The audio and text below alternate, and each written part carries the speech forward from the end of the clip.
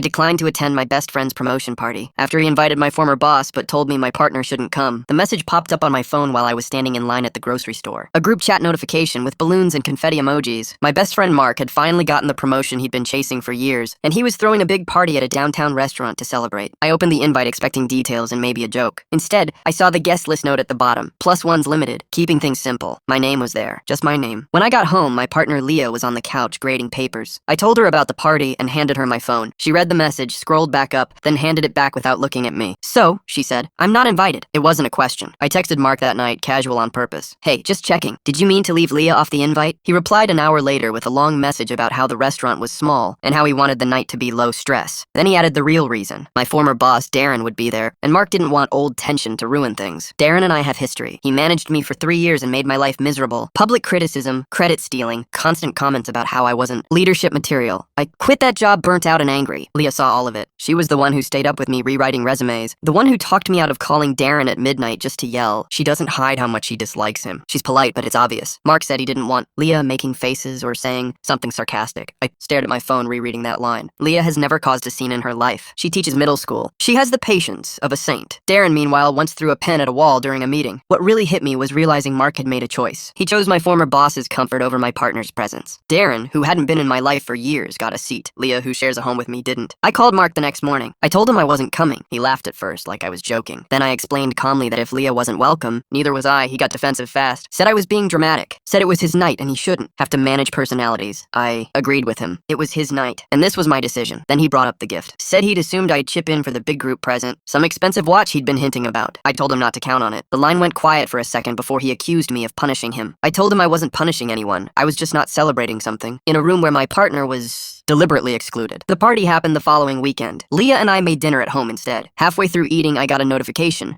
Photos posted in the group chat. Mark with his arm around Darren. Big smiles, champagne glasses raised. I muted the chat. Mark texted me 2 days later saying he was hurt I didn't show. I told him I was hurt too. We haven't really talked since. Leah never asked me to take a stand. She never even complained. But when I saw the relief on her face that night, sitting across from me at our kitchen table instead of being talked about behind closed doors, I knew I made the right call.